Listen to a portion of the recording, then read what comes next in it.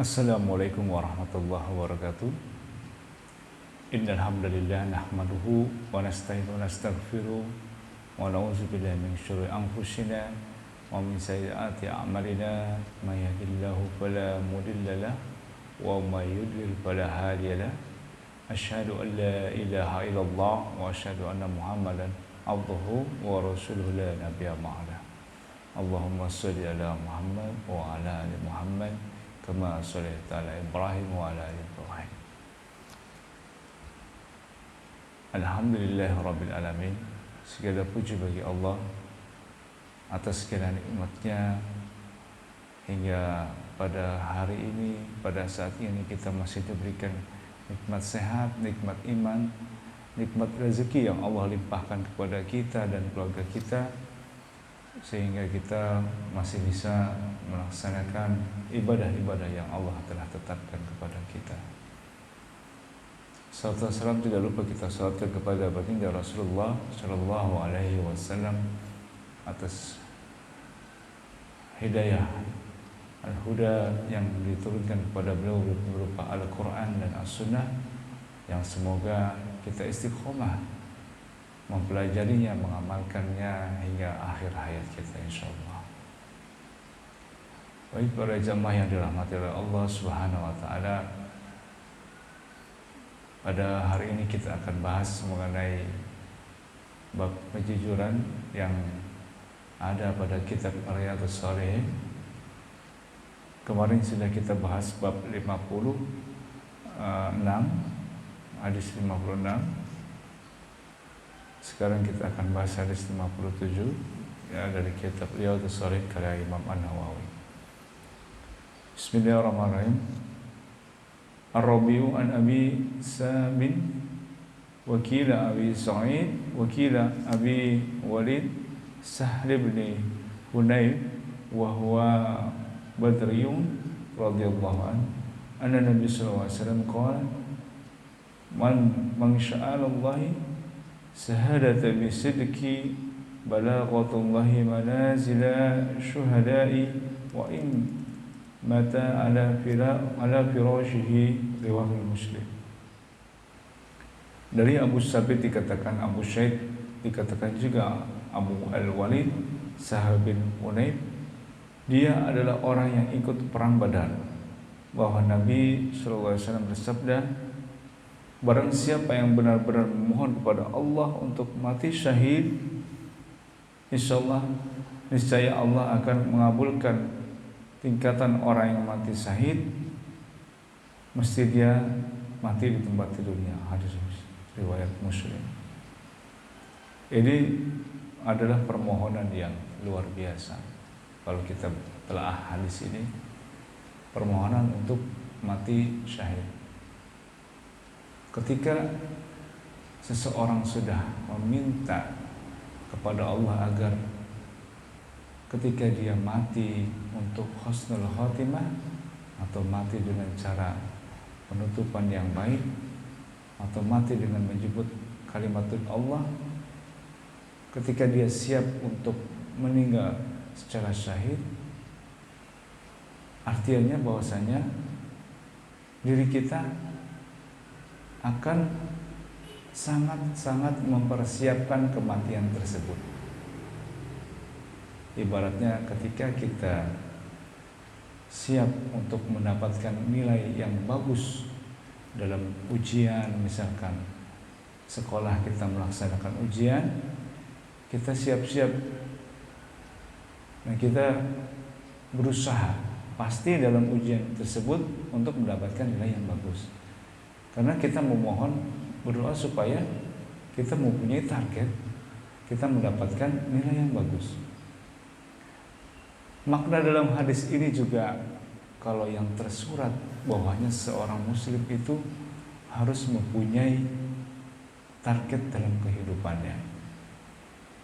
Dalam artian seorang muslim tidak hanya hidup, makan, tidur dan melaksanakan kegiatan-kegiatan duniawi tanpa adanya keinginan sebuah capaian ataupun target dalam kehidupannya. Targetnya dalam apa? Bukan target dalam dunia saja. Misalkan keinginan kesuksesan, keinginan mempunyai harta, tapi target dalam hal akhirat. Di sini digambarkan seseorang yang berniat memohon kepada Allah untuk mati secara mulia, maka dia akan mempersiapkan hidupnya dengan sangat-sangat baik untuk meninggal secara mulia.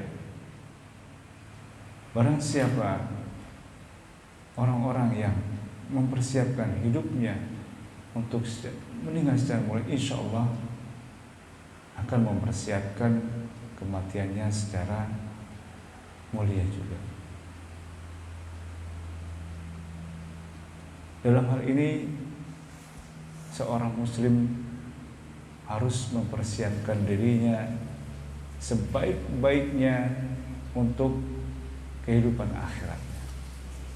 Dan seorang muslim harus punya target untuk memohon kepada Allah meninggal secara syahid atau meninggal secara mulia. Jangan kita sebagai muslim tidak mempunyai target apa-apa dalam kehidupan ini. Kita harus benar-benar menargetkan bahwasanya surga Allah adalah tujuan terakhir hidup kita, sehingga kita akan melaksanakan segala perintah yang Allah berikan kepada kita, dan kita menjauhi semua larangan-larangan yang Allah sudah tetapkan kepada kita. Nah, itulah pentingnya kita untuk memohon kepada Allah untuk meninggal secara syahid atau meninggal secara mulia. Dan di sini dikatakan Allah akan mengabulkan ketika orang mati syahid ketika dia mati di tempat tidurnya. Karena seorang muslim itu sudah berniat bahwa seluruh hidupnya ini hanya untuk pada Allah Subhanahu wa taala, dan ketika dia diambil oleh Allah Subhanahu wa taala, dia sudah menserahkan hidupnya hanya untuk Allah Subhanahu wa taala. Jadi maknanya sungguh mendalam dalam hadis ini. Kita mampu mempersiapkan diri, ibaratnya kita akan melaksanakan ujian, ya, kita mengharapkan nilai yang terbaik, nilai yang bagus, maka sepanjang hidup kita pun akan selalu mempersiapkan diri untuk belajar, mempersiapkan diri untuk kampung akhirat, mempersiapkan diri supaya nilai kita menjadi bagus. Ataupun ketika di akhir hidup kita, dalam artian ini adalah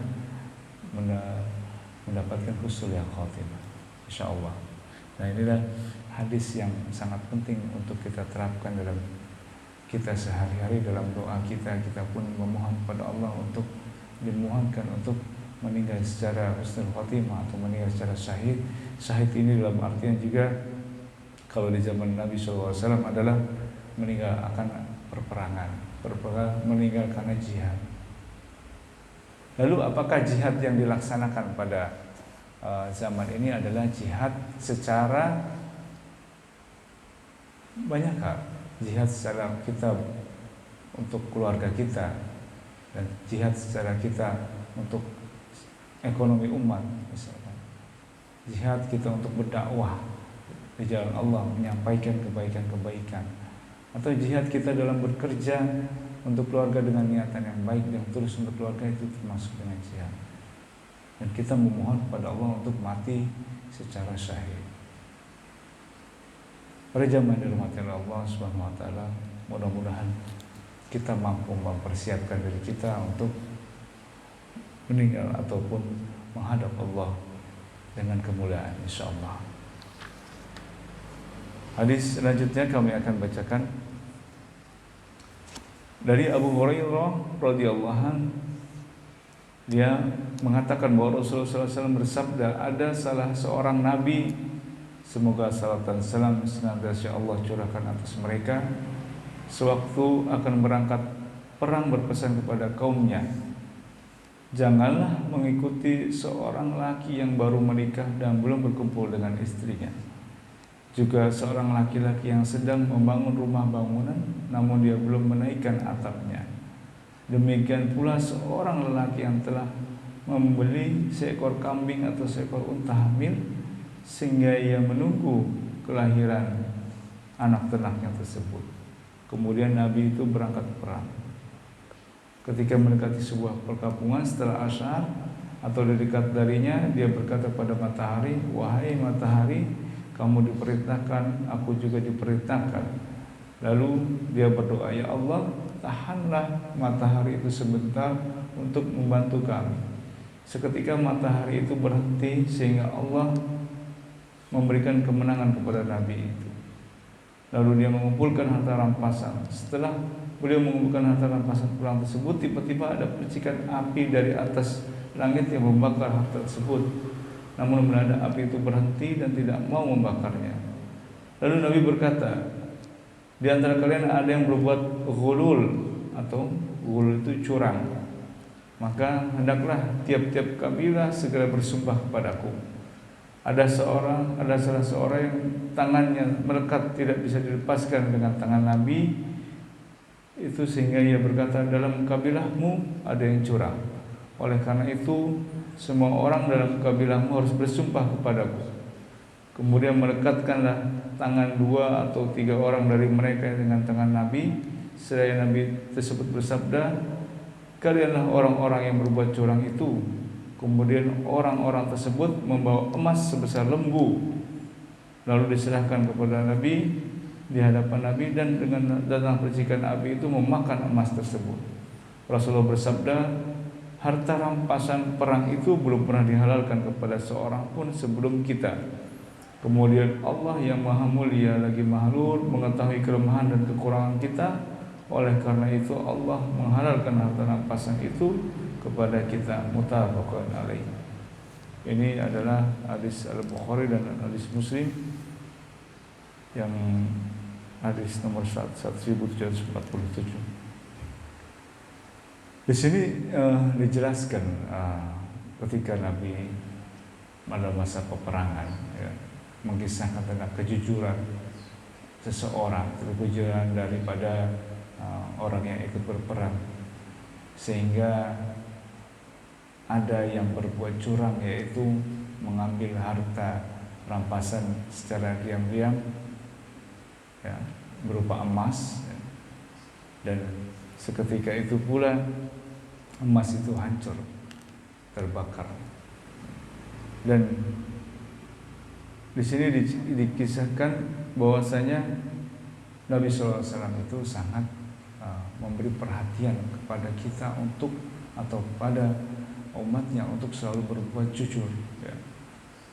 Ketika kita tidak berbuat jujur, maka harta yang kita miliki itu ibaratnya emas yang akan dibakar oleh api suatu saat, dan tidak akan bermanfaat sama sekali untuk kita. Misalkan harta dari hasil mencuri, kita tahu tidak ada keberkahan harta dari hasil mencuri tersebut, maka akan berdampak buruk untuk diri kita ataupun keluarga kita. Harta atas dasar kita kecurangan, misalkan di sini ada harta korupsi atau mengambil harta yang bukan hak kita dengan cara perbuatan-perbuatan yang seakan-akan itu diperbolehkan, ya, yang mendekati hak itu diperbolehkan, misalkan mengambil hak orang lain tanpa sepengetahuan orang lain, atau memarkup pembelian dari suatu barang sehingga perusahaan kita merasa merugi atas pembelian barang tersebut, ataupun sesuatu yang orang telah amanahkan kepada kita tapi kita tidak bisa mengembalikannya dan lain-lain, dan harta-harta yang tidak halal lainnya. Nah, itu menjadi perhatian buat kita bahwasanya kita hidup harus dengan sangat jujur agar harta yang tersebut tidak dihancurkan, dibakar oleh Allah Subhanahu wa taala. Auzubillahi min dzalik. Dan tidak boleh melakukan perbuatan yang curang dalam hal ini. Nah, ini kisah Nabi SAW mengingatkan kejujuran kepada umatnya, bahwasanya harta tersebut adalah dihalalkan oleh Allah karena Allah tahu kekurangan umatnya. Dan kita mampu menghadirkan harta yang bersih, harta yang halal untuk keluarga kita agar tidak dirusak kehidupan kita nanti dengan harta-harta tersebut. Mudah-mudahan kita mampu untuk menjaga harta diri kita untuk keluarga kita, insyaallah. Hadis yang terakhir mungkin hadis 59 dari bab jujur ini dalam kitab Riyadhus Shalihin. As-sadisu an Abi Khalid Hakim ibn Hizam radhiyallahu anhu qala Rasulullah sallallahu alaihi wasallam al-bai'ani bil khiyari ma lam yatafarraqa wa in sadaqa wa bayyana burika lahuma fi bai'ihima wa in khatama wa kazaba muhiqat barakatu bai'ihima muttafaqun alaih. Hadis riwayat Bukhari Muslim dari Abu Khalid Hakim bin Hizam radhiyallahu anhu. Dia mengatakan bahwa Rasulullah SAW bersabda, penjual dan pembeli diberikan kesempatan memilih khiyar. Khiyar itu khiyar selagi mereka belum berpisah. Khiyar itu bisa membatalkan dagangan atau tidak, gitu ya. Jika mereka jujur dan transparan mengenai barang yang dijual belikan, mereka akan mendapatkan berkah dalam jual beli mereka. Dan jika mereka berbohong, merahasiakan mengenai hal tersebut, harus diterangkan tentang hal yang merahasiakan mengenai hal-hal yang harus diterangkan tentang barang yang dijual belikan, keberkahannya akan terhapus. Nah, ini penting bagi kita yang melaksanakan muamalah jual beli. Jangan kita menyimpan keburukan dari barang yang kita jual. Misalkan kita menjual buah yang bagus ditaruh yang bagus di atas, misalkan yang buruk di bawah. Nah, itu tidak diperbolehkan dalam Islam, dan itu akan menghapuskan keberkahan. Dan yang paling penting adalah mereka akan jujur dan transparan. Misalkan menjual belikan barang hewan ternak, kondisinya apakah ada kekurangan, ada cacat atau kendaraan, kita juga harus jujur, ya. Tidak boleh menyembunyikan kekurangan dan atau dalam arti seperti ini juga. Kalau kita menjual barang, misalkan barang yang paling penting adalah ketika barang online, ya. Ketika kita jujur, misalkan ditanya orang, misalkan kita jual dengan modalnya saja, Pak, kita jual dengan modalnya saja, Bu, padahal kita tidak menjual dengan modal. Nah, itu adalah suatu kebohongan, ya, dan tidak boleh dipraktekkan dalam muamalah jual beli dalam Islam. Misalkan juga kita tidak jujur dalam jual beli online tadi, kita melebih-lebihkan barang yang kita jual, itu melebih-lebihkan, mempromosikan, walaupun dalam bahasa iklan itu memang harus dahsyat, ya, bahasanya harus bagus gitu, tapi kita terlalu berlebih-lebihan sehingga jatuh kepada ketidakjujuran. Nah, itu menjadi suatu masalah dalam jual beli. Hendaknya kita jual beli dengan secara kejujuran, dan ini akan memberikan keberkahan. Harta yang akan kita jual belikan akan mendapatkan berkah dari jual beli tersebut. Berkah dalam artian kita jual beli mendapatkan pahala di dunia, pahala di akhirat, dan akan mendapatkan manfaat yang luar biasa dari dari harta jual beli, keberkahan dari hasil dagangan kita, insyaallah.